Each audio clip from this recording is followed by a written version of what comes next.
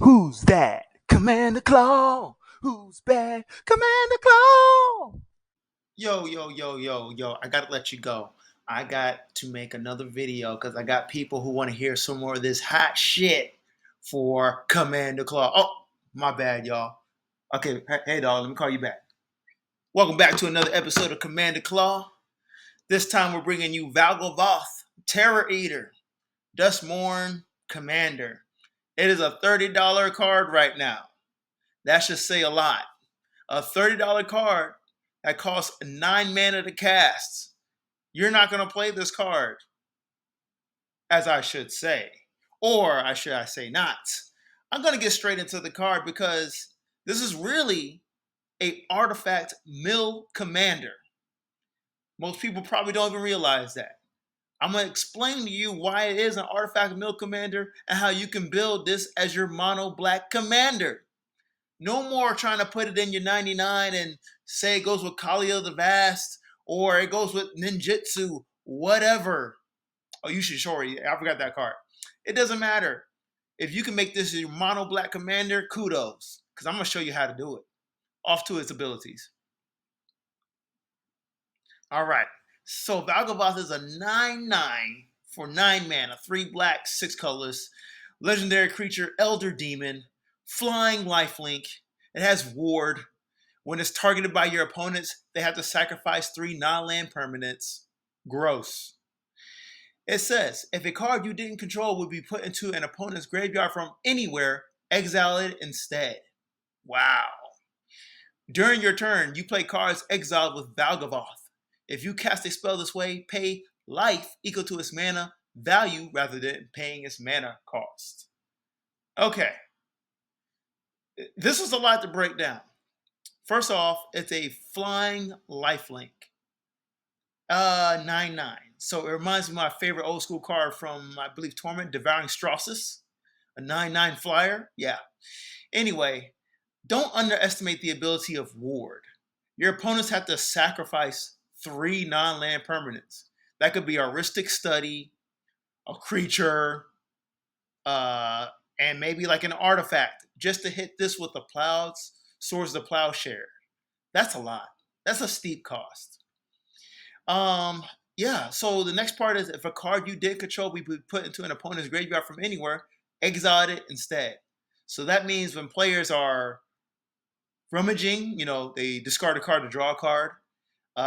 If a player mills, if a player loses a creature card in battle, if an opponent makes a player discard a card, if they, do something to put a card in a graveyard, it belongs to Valgavoth. And the other important thing I think players don't really notice, it is a 9/9 with lifelink. Ironically, that is almost 1/4 of your starting life total. Almost 1/4 of your starting life total. So if you swing with this bad boy, you gain in 9 life. 9 out of 40 is a lot. That's 1/4 of the share, 25% of that share. So when you cast it, you get to get 1/4 of your life back. Think about that. So all that damage that you take from the beginning game, mid game, you get to get it back when you cast and swing with your commander. So let me get to the win cons.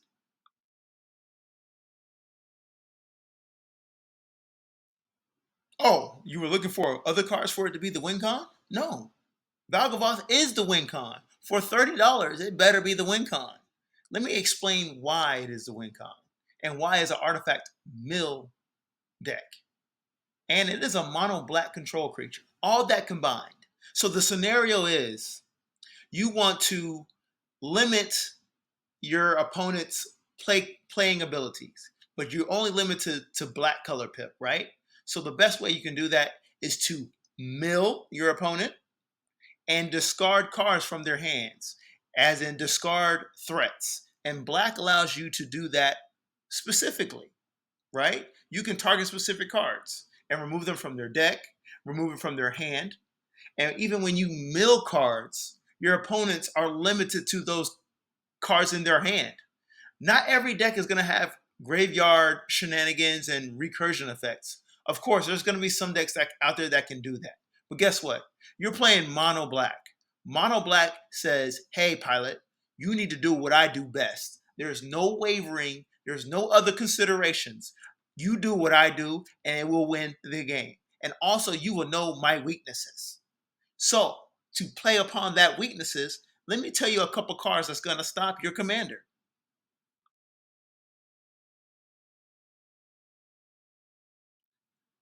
First of all, Valgavoth costs 9 mana. So you're not casting this early.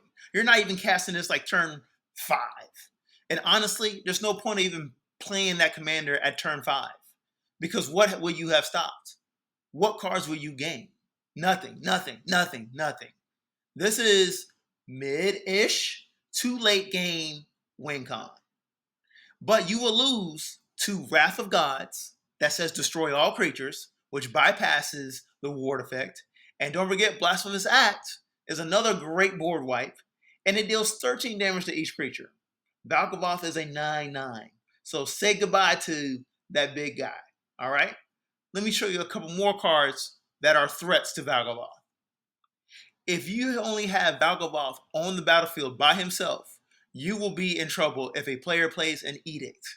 An edict, such as the one on the right called Diabolic Edict, simple form, says for 2 mana, instant, target player sacrifices a creature.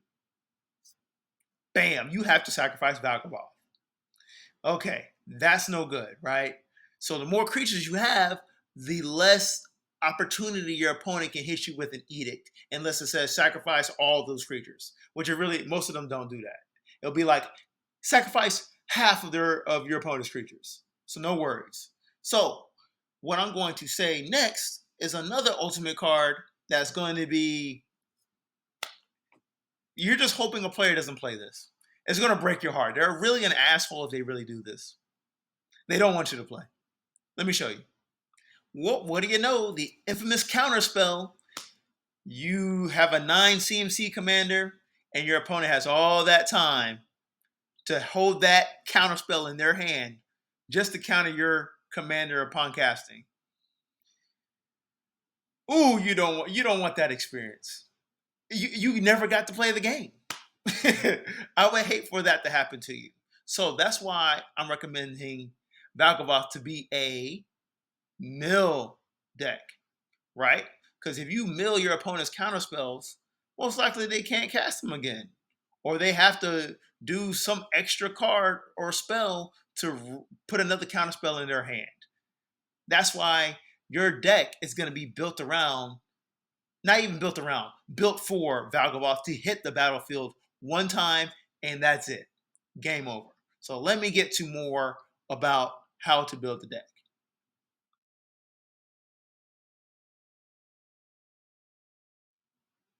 Okay, so look, you're going to litter your deck with mill effects. There's a bunch of artifacts for 1, 2 mana, 3 mana. I'm just going to give you 2 off the top of my head, right? That mill your opponent, that are super effective. First up is Altar of the Brood for 1 mana artifact. It says whenever another permanent enters the battlefield under your control, each opponent puts the top card of his or library into his or her graveyard, right? So every time you play another artifact, oh, your opponent's got to mill a card. You play what? Ooh, land. Another opponent got to mill another. All your opponents got to mill another card because it says permanent. This adds up. You want low CMC effects. You just want to wither down your opponents before they can even cast. Before you cast Valgavoth. So by the time he hits the battlefield, all these mill effects are in rotation with him. So imagine this: Valgavoth on the battlefield, and you got Mesmeric Orb. Every time a player taps something, they got a mill, goes to their graveyard.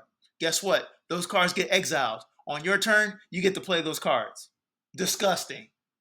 Disgusting. So this is why your artifact mill got to be in the beginning of the game and after Valgavoth. Because it's not going to work if this is in between. The deck is Valgavoth. Just like he's the picture of the house, he's the picture of your deck. Same thing. Same thing. Okay, moving on. Okay, so I want to sneak in a little sub theme for this type of deck, right? For actually not this type of deck, for this deck. Okay. Zombies, right? So I got Embalmer's Tool for you. For 2 mana, it says activate abilities of creature cards in your graveyard cost 1 less to activate. There's plenty of black creature cards that have abilities from the graveyard. Cool. Next, it says tap and untap zombie you control. Target player puts the top card of his or her library into his or her graveyard. The reason why we want the zombie sub-theme because we want blockers and we want creatures that can activate abilities of mill or even other abilities of other artifacts, either by sacrificing them or tapping them. Okay? That's why zombies work great. And they're solid 2/2s. Okay? Next up, to the right, we have Dread Summons.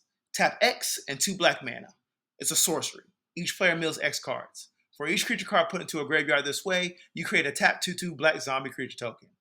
I can see this card as a mid-game card.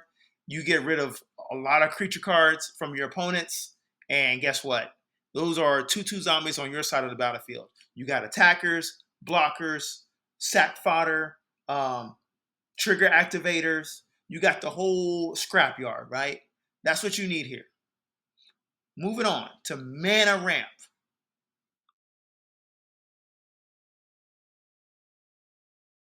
So we're looking for more artifacts that tutor lands. The reason why you want to tutor lands because you want to keep your hand filled with black mana or swamps. You want swamps constantly in your hand so you're never really down.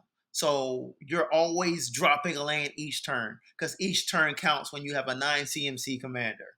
And also you got to be very wary because if you cast a 9 CMC commander, you're only casting it one time. That's why it's 9 CMC and that's why it's $30. Its effect is the deck. It's super powerful. You don't get another shot with this. If you do cast your commander multiple ways, there are multiple ways. Like the Geo that whenever you swing with this artifact creature, put your commander into play. That is there. The Geo Golem. That's his name. I love that card. Yeah. That's the only way I can think of bypassing it. Otherwise, tutor for lands and put those lands in your hand, and each turn you're dropping a land, milling an opponent, or you're actually making them discard cards, like specific cards, maybe Sword of Plowshares or a counter spell. Get these cards out your opponent's hands. Make your opponent not even have a deck. Make them pay to play. That's what I like to say, pay to play. If they want to target Valgavoth, they got to sack 3 non-land permanents. I don't think you understand how expensive and taxing that is. That's heavy. Back to the tutoring lands. There's a bunch of cards like Ecologist's Terrarium for 2 mana. Enters the battlefield, ETB, search a basic land card, you get a swamp. And even tap 2 mana, sack it, put a +1/+1 counter on a creature. Cool. There's more cards out there like this. I will say I do have a deck list, but until I get 50 likes, I'm not putting it into the description. So share this video with your friends and tell them to like it. Okay, I got 2 more good artifact cards for you to get some more lands with, right? Tutor lands. We have Journeyer's Kite. For 2 mana, it's an artifact. It taps 3 mana, tap itself, search your library for a basic land card, and put it into your hand. Shuffle your library.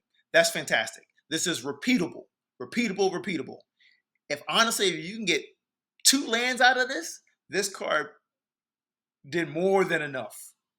And I imagine this card early to mid game. You always want to be ramping. 9 CMC commander, you always want to be ramping. Now, keep in mind, I have not included in the mana crypts or whatever, all those jewel lotuses, all that stuff. If you got it, cool. If it's banned and you still play with it, cool. Not my business. But for us budget conscious people and you just happen to crack Valgavoth, hey, Journeyer's Kite, you need to tutor. You need to put lands in your deck and you need to tutor for lands. Straight up. Next card we have is Bitterthorn Nissa's Animus. For 3 mana, legendary artifact equipment. It's a living weapon. All that means is this equipment enters the battlefield. You create a 0/0 black Phyrexian germ. Then the card says equip creature gets +1/+1. So essentially you made a 1/1 germ. Gross, right? Then it says whenever equipped creature attacks, you may search your library for a basic land card, put it onto the battlefield tapped, then shuffle. Equip cost is 3. So I imagine this card mid-early game. When you attack, this is an attack trigger, you automatically 2 to 4 land. No and ifs, buts about it. And even if your creature dies, let's say a zombie or another creature card that's very effective, the equipment is still on the battlefield. And you just re-equip it to another creature. So you getting value out of this card. Value, value, value. Tutor Lands, Tutor Lands. I don't know how else to say, y'all. It's a 9 CMC commander. Tutor your lands. So I had to put some more of these rituals, mana ramps, icons, abilities in here, right? So straight up, all those zombies that you put in or you created, Astronaut's Altar. Tap. It's a 3 CMC artifact, sack a creature, add 2 colorless. Bam, bam, bam. Sack 3 of those, sack 3 zombies. That pays for 6 mana for Valgavoth. Tap 3 black mana. He could be out on turn 5, turn 4, turn 6. I don't know. But it's a possibility. Next up, we got Cabal Ritual for 2 mana. It's an instant. Oh, my favorite set, Torment. Shout out to Torment. I love that set. That's the deck I started with. It's an instant. Tap 3 black. Sorry, let me slow down. Tap 2 mana, black and white, colorless. I'm sorry. Instant. Add 3 black mana, but it has the threshold ability. Instead, add 5 mana to your mana pool if you have 7 or more cards in your graveyard. Guess what? You have been doing self-mill here, player. Self-mill. So you're going to be able to get that 5 mana easily. For 2 mana to get 5, that's a net 3. Where they do that math at? You do, because you own Valgavoth, Terror Eater, and you made him a mono artifact mill commander. All right, let me get to the next card, y'all. Well, this card is automatic. It's a Seance board. For 2 mana, it's an artifact that has the Morbid ability. At the beginning of each end step, if a creature dies this turn, put a soul counter on Seance board. Ooh, I think that Morbid ability came from the set with the vampires from back in the day. What was that set called? I forgot. Yeah, that's where it came from. But anyways, all you do is tap it, add X mana of any one color, where X is the number of soul counters on Seance board. Spend this mana only to cast instant, sorcery, demon, and spirit spells. Oh, what do you know? You looked at your little Ouija board, and it says demon. Valgavoth happens to be an elder demon creature type. Oh, this card is a no-brainer. So every time your opponents are battling it out with their creatures and those creatures die, you get to add a soul counter onto Seance board. And you're able to cast Valgavoth even faster. Now, I will tell you, do not play this card too early, because your opponent's going to see that and blow it up automatically. I mean, if you're across the table from me, and I see Valgavoth as your commander, and I see Seance board, and I'm battling out with my opponents, I'm getting rid of this. You're not casting Valgavoth. I don't think players understand how game-ending Valgavoth really is. It's a 9 CMC commander for $30. They didn't put that in for shits and giggles. It's to end the game. And it's for the pilot to have fun. You literally get to take any player's card and play it by just paying your life. That's crazy.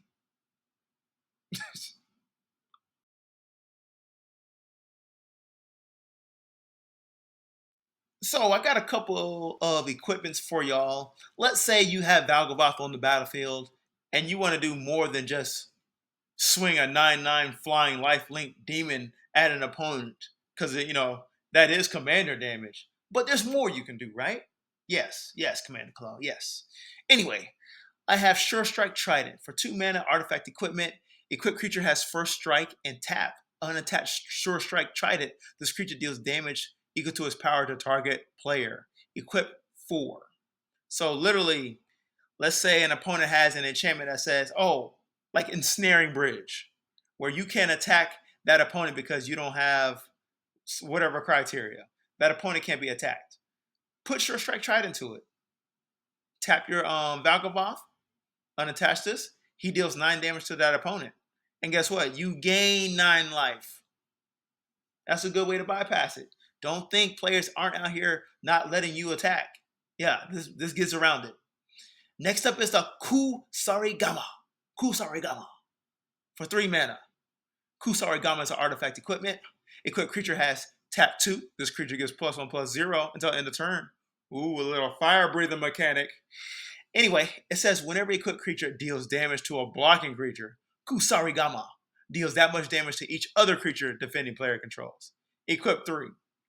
Why is this nasty? Because Valgavoth has lifelink.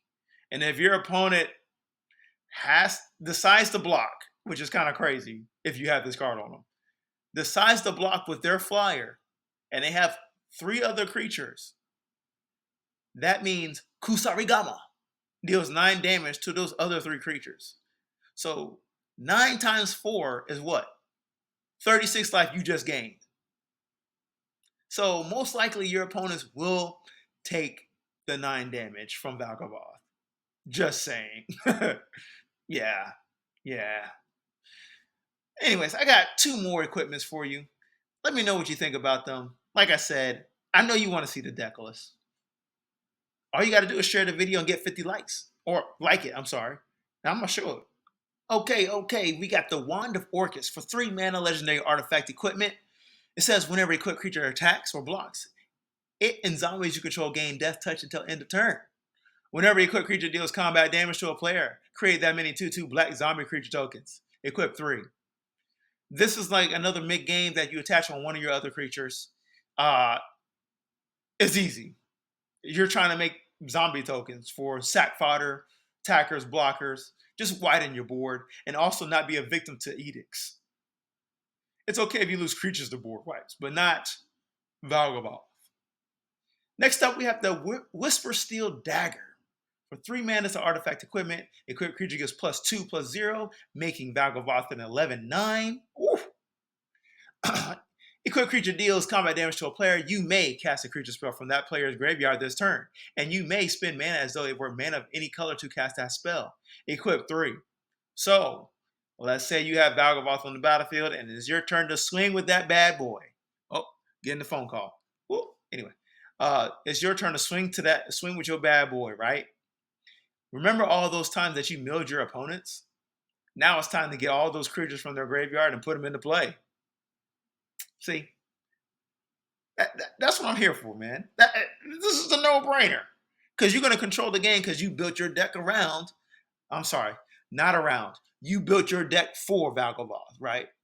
Everything is to the T. Efficiency. So by the time, and then when you have the opportunity to play Whipper Steel Dagger, you're taking creatures from their graveyard, they're milling cards, put into their graveyard, then it gets exiled, and you get to play cards from their stuff. It's an 11/9 Elder Demon. Jesus Christ, man, the game is over. I'm trying to tell you, Valgavoth is a $30 card, 9 CMC commander. When he hits the battlefield, the game is over. So build your deck for that. Minimize all risk, eliminate all threats from the get-go. That's your job with this mono black control. You don't give your players' opponents an opportunity. There's good cards like Thoughtseize and other cards that discard cards when you look at players' hands. You got to build your deck for this. I honestly think most players are not ready to build a 9 CMC commander and don't know how to. So, with that being said,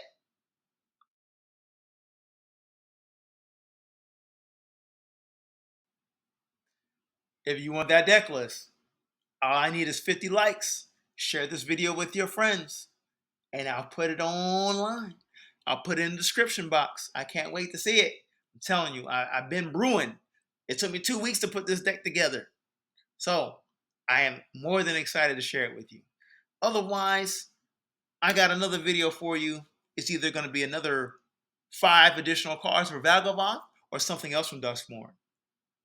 Just wait and see. Yo, man, I just made that Valgavoth video, man. That shit came out hot. It came out hot. I'm telling you. I'm telling everybody to like the video. 50 likes. I'll put the deck list on the description box. I can't wait to see the comments, man. My channel's blowing up. I'm still in the video. Hey, y'all. Keep it up. Subscribe.